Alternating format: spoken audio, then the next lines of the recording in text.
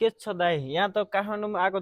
अझै भर्खर आएर छु बाइक बिना त मनै लागिरहेको छैन आज भर्खर आयो तिमी के छ त गाउँ घरको हाल खबरहरू कस्तो छ त घरतिर त गर्मी छ अलि त्यही पनि उता बाइक छ आफ्नै यहाँ बाइकै छैन काठमाडौँ आएछ तिमी बाइकको लागि टेन्सन लिइरहेको छ घुम्न फिर्न होला कता कहाँ जाने पाउँछ दाइ यहाँ जान्थे क्या चन्द्रगिरीतिर अलि घुम्नलाई केटी सिटी घुमाउनु होला होइन साथीसँग घुम्न जाने ल केटा हो उहाँ हाम्रो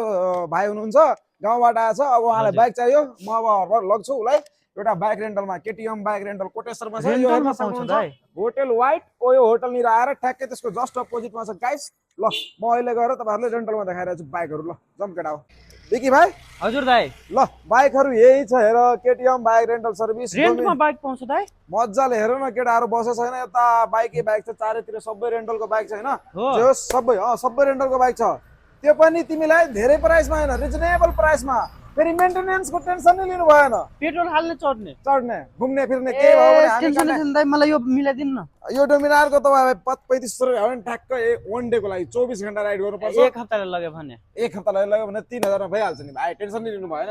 यो भयो जस्तो 2500 मा हो यो 2000 मा हो यो NS 200 भन्ने तपाईको कति 2500 भनौँ यसको पनि 2200 रुपैयाँ हो यो अपाचे 200 को जम्मा तपाईले 2500 रुपैयाँ हो 24 घण्टाको अनि यता हेर के भन्छ रे 220 को 2500 एप्रिला को 1900 FZ V3 को 2500 R15 V3 को 2500 अनि यता सुन अब डकुमेन्ट फेरि धेरै कुरा चाहिएन के चाहिन्छ त तिमीसँग एउटा लाइसेन्स नागरिक एपमा भयो हैन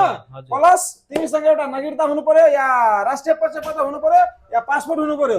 तिमीले दिदा हुन्छ र सेक्रेट डिपोजिटको लागि बैंक चेक छोड्दिँदाखेरि एकदम ढुक्क बैंक चेक नभएको खण्डमा नबोकेको खण्डमा 20000 रुपैयाँ डिपोजिट गर्नुपर्छ अब यता आएर भन्छ मसँग डिपोजिट छैन भाइ त्यस्तो मान्छेलाई हामी बाइक दिदिन सिधा कुरा क्लियर हो त्यही भएर तिमीसँग डिपोजिट होला तिमी त धनी मान्छे हो मसँग चेकै छ दाइ भइहाल्यो नि ल डिल क्लोज गरौँ ल केटा हो कसले बाइक रेन्टमा चढा छ मेरो भाइ जस्तै आउनु पर्यो ल छिटछिट आउनु गाइज केटीएम रेन्टल सर्भिस यहाँ दाइसँग